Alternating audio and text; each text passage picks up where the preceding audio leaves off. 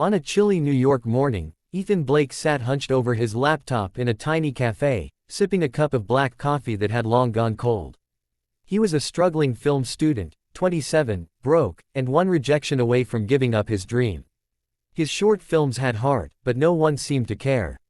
Festivals ignored him, producers ghosted him, and the city felt like it was slowly swallowing him whole. That morning, while scrolling through endless job boards, one post caught his tired eyes: freelance translator needed, urgent. Must understand old Italian. It wasn't filmmaking, but the pay was enough to cover his overdue rent.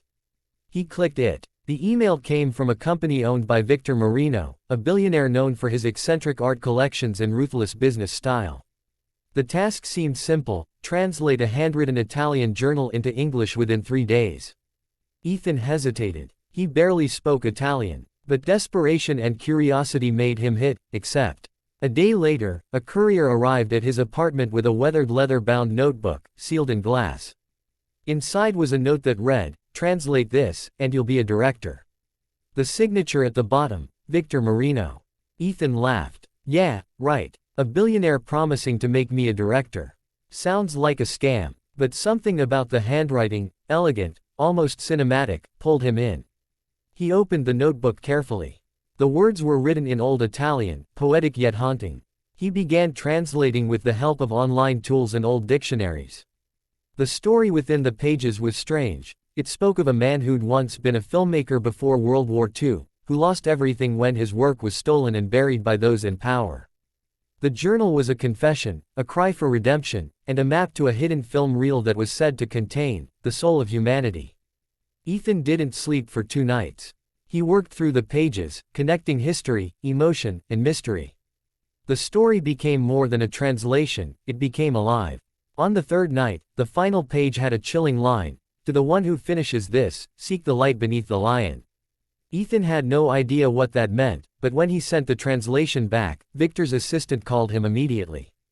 "Mr. Marino wants to meet you tonight." He arrived at the billionaire's mansion, nervous and curious. The doors opened to reveal a vast room filled with old film reels, cameras, and black and white photographs. Victor Marino himself, a silver-haired man with sharp eyes, stood near a projector, holding Ethan's translation. "You did more than translate words," Victor said quietly. "You understood the story." Ethan frowned. "I just did what I could." Victor smiled. "Most people just see ink. You saw the soul. That's what makes a real director." He motioned toward a stone sculpture in the corner, a lion carved from marble. Beneath it was a hidden compartment. Inside lay a dusty film reel. Victor placed it in the projector and turned off the lights. The reel flickered to life. Grainy footage appeared, a story of love, loss, and forgiveness, made by an unknown director whose name had been erased by time. Ethan watched in silence, tears forming in his eyes. The film was imperfect but pure, full of emotion and truth. When the lights came back on, Victor turned to him. "That film was made by my father," he said. "He was the one whose story you just translated. I've been looking for someone who could see what he saw. Not fame, not money, humanity." Ethan didn't know what to say. Victor continued, "I promised him I'd find the right soul to finish his last film." "You're that person." Ethan blinked. "Me? I'm just a guy who needed red money."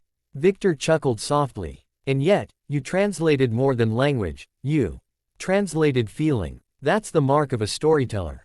Within a month, Ethan found himself on a film set, not as an assistant, but as the director of a restoration project based on the long-lost story he had translated.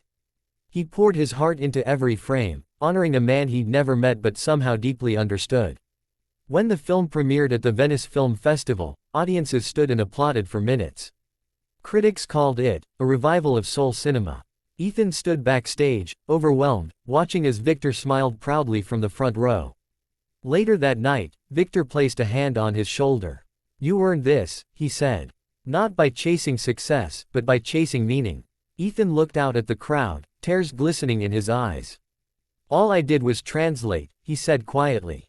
Victor smiled. "Sometimes, that's all it takes, to translate pain into art, and words into life."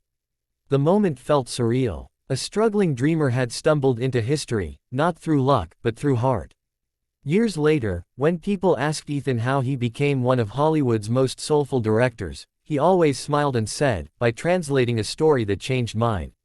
And somewhere in an old mansion by the sea, the millionaire who had once laughed to test him watched proudly, whispering to the wind, he understood.